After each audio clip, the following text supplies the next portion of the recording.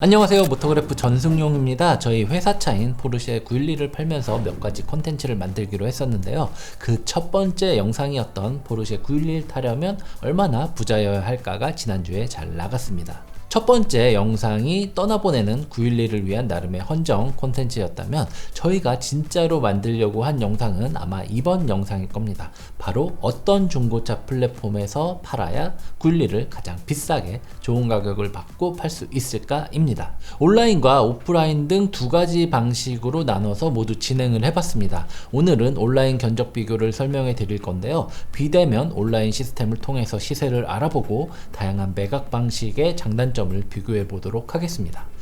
온라인 견적을 비교하기 전에 저희가 차량 상태를 먼저 점검을 했는데요. 저희 모터그래프의 911은 2016년 5월에 포르쉐 센터 일산에서 구입을 했는데요.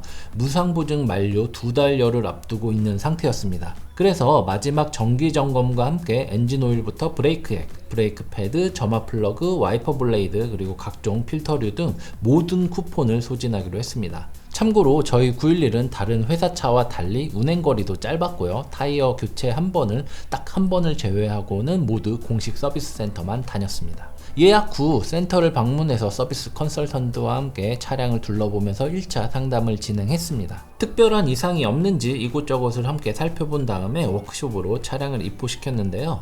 정기 점검임에도 불구하고 4시간 이상이 걸리더라고요. 워낙 꼼꼼하게 기능을 점검하고 이 소모품을 교체하느라고 오랜 시간이 소요됐는데요. 이 소요 시간을 위해서 식사 쿠폰까지 함께 제공이 되더라고요. 역시 포르쉐죠. 조금 더 알아보니 포르쉐는 4년의 신차 보증 외에도 다양한 서비스 프로그램을 운영합니다. 보증기간을 연장하는 워런티 익스텐션 프로그램과 새롭게 보증 서비스를 가입할 수 있는 스탠드 얼론 워런티 프로그램 등이 있습니다. 911의 경우 2년 동안 보증을 연장시키려면 456만원을 내야 했습니다. 자, 이제 본격적으로 온라인 비대면 견적을 비교해 보도록 하겠습니다. 참고로 911 판매와 관련된 모든 기사와 영상은 911이 팔리고 나서 내보내는 겁니다. 괜한 걱정이었는지는 모르겠지만 혹시나 판매 과정 중에 저희 기사나 영상이 나가면은 이 결과가 왜곡될 수도 있다라는 그런 우려가 있었기 때문이죠.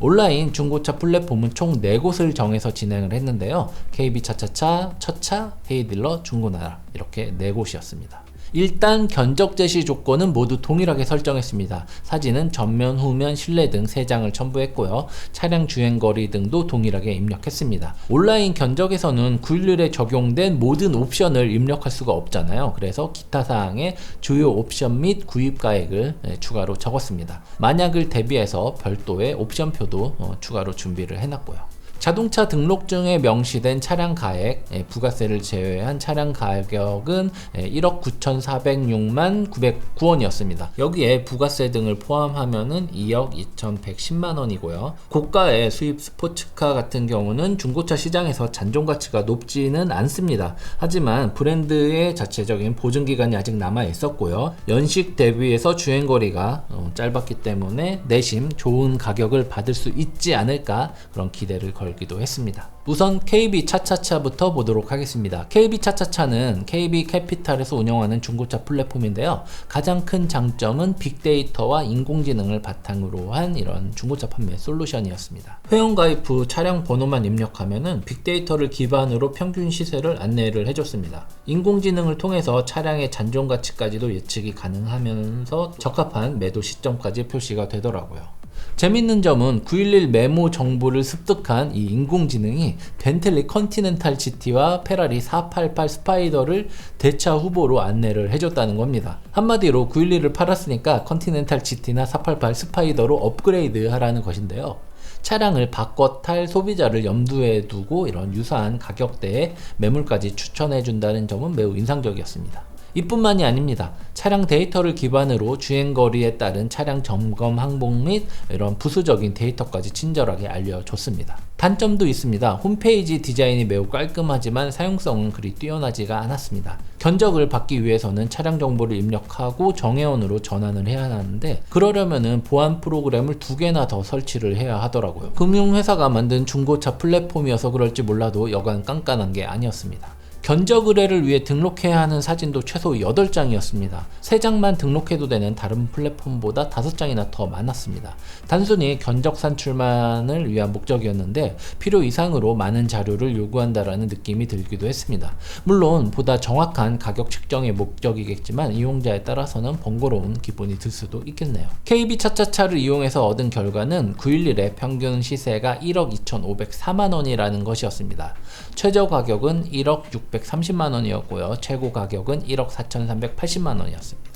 다음은 첫차입니다. 첫차는 다운로드 300만 건을 기록한 스마트폰 기반의 중고차 거래 서비스입니다. 차량 정보를 입력해서 견적을 요청하면 시스템 내에 있는 인증 딜러들이 가격을 제시하고 원하는 딜러에게 차량을 판매하는 그런 방식입니다. 차량 등록은 스마트폰과 PC로 진행할 수가 있습니다. 세부 차종과 연식을 선택하고 리스냐, 할부냐, 현금이냐 등등 구매 당시의 결제 방법 및 이런 원하는 매매 시점을 정하면 됩니다. 언제 팔지 모르는 분들은 시점 미정을 선택하면 이런 단순한 견적을 산출하는 것도 가능합니다.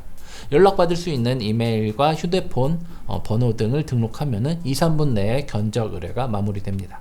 등록이 완료되면 영업일 기준으로 해서 3일간 경매가 이뤄집니다. 오전 11시 30분쯤에 저희가 매물을 등록을 했는데요. 오후 3시부터 본격적인 경매가 시작이 됐습니다. 3시간 30분 정도가 걸린 것이죠. 다른 업체들에 비해서 이런 견적 산출 기간이 가장 빠르다는 것이 이 첫차 플랫폼의 장점이라고 볼 수 있겠네요. 하지만 경매 속도 자체는 그리 빠르지가 않았습니다. 경매는 3일 동안 진행이 됐는데요. 경매가 끝나기 1시간 직전까지도 구매 의사를 표현한 딜러는 단 한 명에 불과했습니다. 물론 저희가 팔려는 차가 911이라는 그런 특성도 있겠지만 최대 20건의 견적을 받을 수 있다라고 했던 첫 차의 광고에 비해서는 구매 의사 수는 매우 적었습니다. 다만 마감을 20분 앞두고 6건의 견적이 한꺼번에 쏟아졌습니다. 총 7명의 견적이 들어온 건데요. 매입 최고 가격은 1억 1,860만원이었습니다. KB 차차차에서 확인한 시세보다는 다소 낮아서 좀 실망스러운 마음이 들었는데요. 첫 차는 첫 중고차를 구매하려는 그런 타겟층이 20, 30대인 만큼 고가의 수입 스포츠카에 대한 관심도가 그리 높지 않은 게 이유가 아닐까라는 생각이 들었습니다. 헤이딜러에도 등록을 했습니다. 시스템은 첫 차와 유사한데요. 사용자가 차량 정보를 등록하면 딜러들이 매입을 해서 희망 가격을 제시하는 그런 역경매 방식입니다. 각 딜러가 제시한 가격은 딜러끼리 서로 확인할 수가 없고요. 전화를 통한 매매 권유도 금지됩니다. 등록 방식도 첫 차와 비슷합니다. 차량 번호를 입력하는 것을 시작으로 해서 예상 매입 가격을 노출을 시키면은 동일 차종의 최근 거래 결과도 보여줍니다. 최종 단계에서는 보험개발원에서 제공하는 차량 보험 이력도 이렇게 확인할 수가 있다는 게 장점입니다. 그러나 저희가 차량을 등록했지만 911의 경매는 곧바로 이루어지지는 않았습니다. 이유는 복잡한 옵션 때문이었는데요. 헤이딜러 고객센터에 문의를 해보니까 포르쉐는 별도의 옵션표를 함께 제출해야 한다고 하더군요. 옵션에 따라서 매입 가격이 천차만별로 달라지는 만큼 이를 방지하기 위해서 별도의 추가 자료를 요구를 했습니다. 옵션표를 제출하니까 3일간의 경매가 시작이 됐습니다. 이 기간 동안 68명의 딜러가 매물을 조회를 했고요. 12명의 딜러가 가격을 제시했습니다. 헤일 딜러 측은 평균 10건의 견적이 산출된다고 했는데요. 회사 측 발표보다는 2건이 더 나온 겁니다. 첫 차와는 좀 이렇게 반대 상황이었죠. 딜러들이 새로운 가격을 제시할 때마다 문자 메시지를 통해서 중간 결과도 저희에게 전달을 해줬습니다. 이 시스템은 매우 좋다라는 생각이 들었는데요. 헤이딜러를 통해서 산출된 911의 최고 견적은 1억 2,300만원이었습니다. 마지막은 중고나라입니다. 중고나라도 비대면 방식의 내 차 팔기 서비스를 제공하고 있었는데요. 맞습니다. 우리가 알고 있는, 여러분이 알고 있는 그 중고나라 맞아요. 중고나라는 2017년에 내 차 팔기 서비스를 론칭을 했는데요. 네이버 카페가 아니라 별도의 앱을 기반으로 한 중고차 거래 서비스를 운영하고 있었습니다. 등록 절차는 앞서 소개해드린 다른 플랫폼과 비슷했지만 조금 더 빨랐습니다. 차량 번호만 입력을 하면은 차량의 주요 정보가 자동으로 이렇게 입력이 되는 덕분에 다른 서비스에 비해서는 정보 등록 과정이 굉장히 간편하다는 그런 장점이 있었습니다. 견적을 산출한 다음에 차량을 즉시 매매할 것인지 아니면 단순하게 견적만 산출하는지를 물어보는 그런 항목이 별도로 마련되어 있어서 이용이 조금 더 좀 깔끔하다는 느낌도 들었고요. 모든 항목을 입력하면은 딜러들이 언제쯤 차량 매입 견적을 이렇게 발송을 하는지 그 시점을 안내를 해줍니다. 문자 메시지와 메일 등을 통해서 최고 매입가를 부른 3명의 딜러 정보가 왔는데요. 3일간의 기간을 두고 실시한 견적을 제공하는 첫 차나 헤이딜러와는 좀 다른 부분이죠. 이 시스템의 장점은 소비자가 최고가를 부른 3명의 딜러 정보만 잘 정리돼서 얻을 수 있다는 겁니다. 하지만 단점도 있죠. 이 3명의 딜러에게서 모두 전화가 올 수도 있다는 겁니다. 저처럼 부끄러움 많이 타는 분들은 좀 부담스러울 수도 있겠더라고요. 물론 가상번호가 제공되기 때문에 딜러가 저희 전화번호를 직접으로 알 수 없다라는 점은 다행이지만 그래도 부담스러운 거는 마찬가지더라고요. 원하지 않는 전화가 오는 거잖아요. 저희 같은 경우는 이 최고가를 부른 3명의 딜러 중에서 2명에게만 연락이 왔습니다. 한 명은 전화가 왔고요. 다른 한 명에게는 문자 메시지로 명함이 전달이 됐습니다. 이런 시스템을 보면은 장단점이 섞여져 있었는데 저희가 생각한 중고나라의 가장 큰 단점은 가격이 낮다라는 겁니다. 가장 최고가를 부른 이제 딜러 3명에게만 연락이 왔음에도 불구하고 최고 매입가가 저희가 생각했던 거 아니면 첫차나 헤이딜러나 KB 차차차를 통해서 얻은 것보다 훨씬 낮았습니다. 3명의 딜러 중에서 최고가를 제시한 가격이 1억 11만 원이었어요. 이게 말이 됩니까? 다른 플랫폼에서는 그래도 1억 2천만 원까지 나왔는데 무려 2천만 원이나 차이가 나는 거예요. 근데 더 충격적인 게 뭔지 아세요?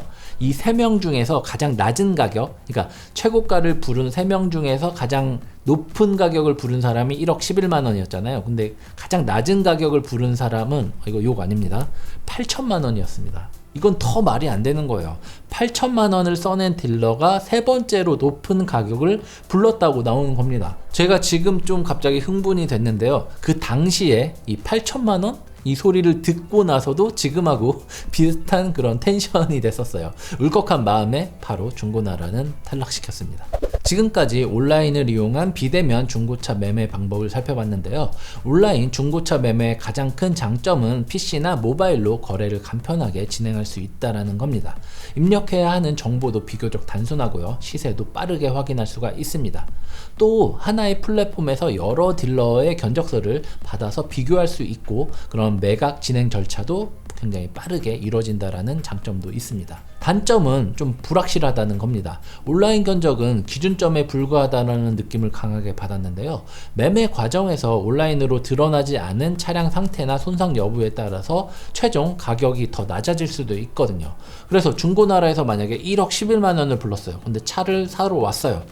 여기 뭐 있고 하면은 1억 밑으로 더 가격이 낮아질 수도 있다라는 거죠. 그리고 저희가 판매한 911 같은 경우는 매물 자체가 그렇게 많지 않기 때문에 거래가 활발하게 되기가 어려운 그런 부분도 있었습니다. 저희가 비교했던 4가지 플랫폼의 장단점도 간단히 설명드리도록 하겠습니다. 일단 KB 차차차 같은 경우는 평균 시세가 1억 2,504만 원으로 가장 높았고요. 장점은 AI를 기반으로 해서 시세를 예측하고 그 정보를 소비자에게 전달해 준다라는 거고요. 단점은 입력해야 되는 정보와 올려야 되는 사진이 좀 많았다라는 거고요. 그리고 단계를 넘어갈 때 2개 가량의 보안 프로그램을 깔아야 한다는 점이었습니다. 첫 차에서는 1억 1,860만 원의 견적을 받았고요.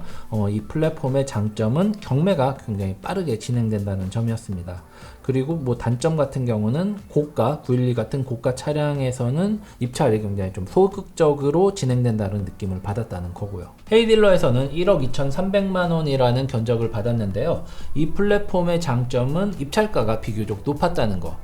그리고 단점은 그렇게 빠릿빠릿하게 진행되지 않는다는 것이었습니다. 저희가 911 견적 의뢰를 하고 연락이 안 오더라고요.